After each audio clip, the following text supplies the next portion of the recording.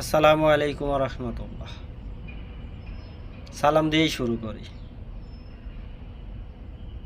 আসলে যে কথাটা বলার জন্য ভিডিওটা করা, বাংলাদেশের খেলা দেখলে কি মনে হয় জানেন? বাংলাদেশের খেলা দেখলে মনে হয় যে এরা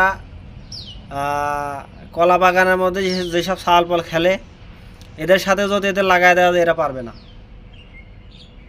মানে এদের খেলার মান যে এতটা নিচে গেছে।